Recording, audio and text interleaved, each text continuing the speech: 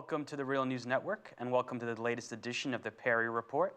Now joining us is Jeanette Wicks-Lim. She's an assistant research professor at the Perry Institute at the University of Massachusetts Amherst. She also writes for the New Labor Forum. Thank you for joining us. Hi, thanks for having me. So what do you have for us this week? Well, the things that I wanted to talk about today is just some things that seem to be missing from the general conversation about the U.S. economy. Lately the numbers for the jobs market, that is the unemployment rate, has been ticking down slightly over time. And it seems that as that's been happening, the overall jobs picture, the fact that it's still quite difficult for workers today, has gotten lost from that conversation. And I just wanted to highlight a few trends related to that. First, for the average worker, we're still in a recession-like economy when it comes to finding jobs. Second, this is something that's affecting all types of workers. This isn't just for workers without a college degree. This is for workers whether or not they have a college degree. And I know there's been a lot of conversation in the news about the issue of college loans and how important these degrees are to have to access the job market. And while I agree that this is an important thing, this labor market is very challenging. And finally,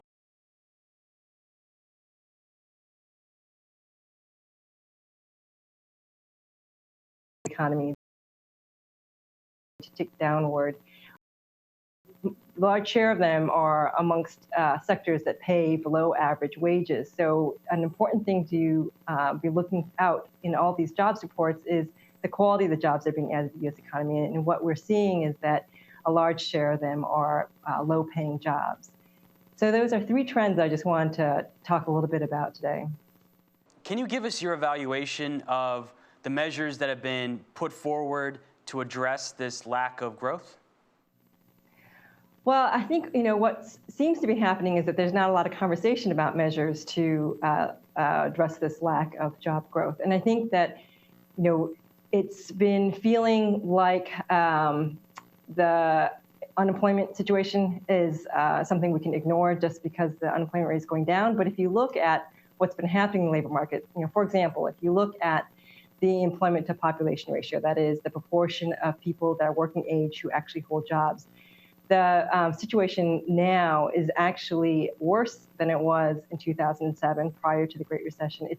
It's even worse than it was when we were just getting out of the last recession prior to the Great Recession in 2001. So, when I say that workers are facing a recession-like economy, I'm not exaggerating. The way the job market is today, it's worse than it was even right after the 2001 recession. So this, I think, has been sort of largely forgotten in the national conversation about the U.S. economy, that workers are still struggling today.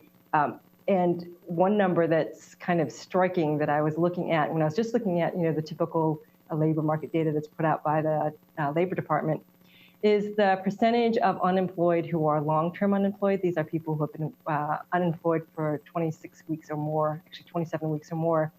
And the proportion of unemployed workers that have been long-term unemployed is 40%. That's double what it was in 2007, right before we got into this terrible recession. And if you look at the actual levels, the numbers of workers, because we have many more unemployed workers today, you're looking at 3 times the number of workers who have been long-term unemployed than existed in 2007. And so the situation is really still quite severe for workers today.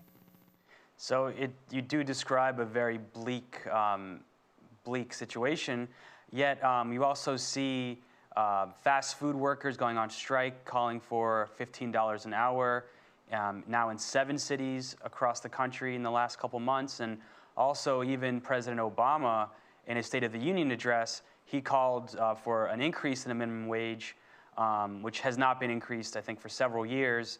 What do you think about these efforts to at least increase the amount of money that low-wage workers are receiving?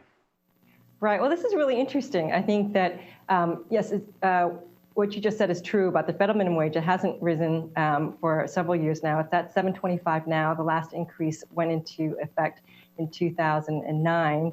It was a 3-step increase that started in 2007.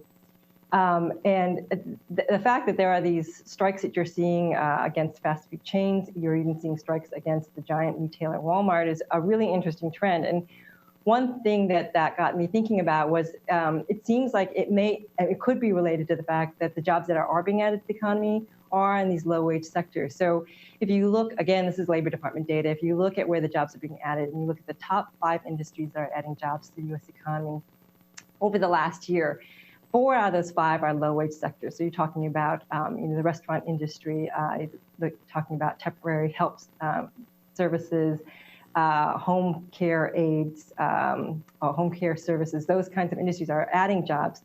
And so in one sense, the fact that these sectors are adding jobs may be giving these workers who are striking against the fast food chains and large retailers a little bit of support, because they're not facing the threat from their employers that they'd be cutting back and laying off workers because of the economy. It seems that those sectors in particular are growing.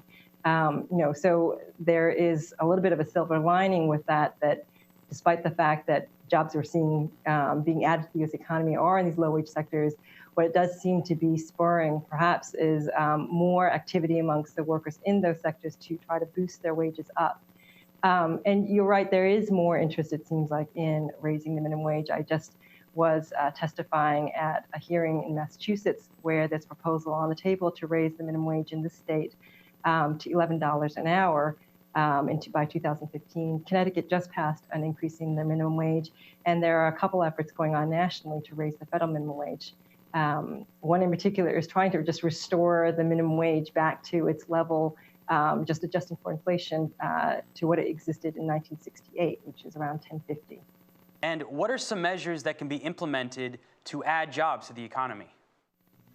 Well, I think what you've probably be hearing from not just me, but a lot of economists, is that the main problem that is facing the U.S. economy is that there isn't demand for the things that the U.S. economy is producing, and that isn't just a matter of we have the wrong jobs in the wrong sectors. It's that consumers are having a really difficult time. Consumers who are also the workers who are having a difficult time in generating the consumer demand, the aggregate demand that helps the economy grow.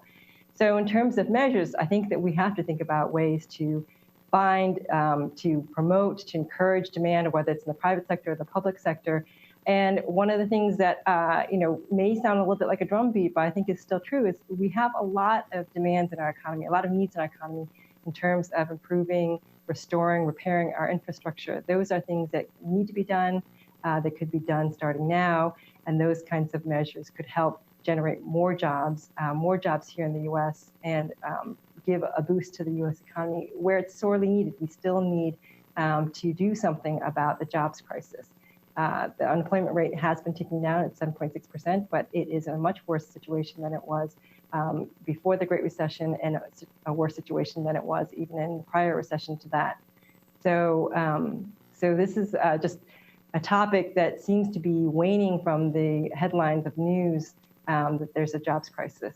And these measures, such as investing in our infrastructure, could help out in that. Thank you for joining us to discuss this very important topic. Thank you.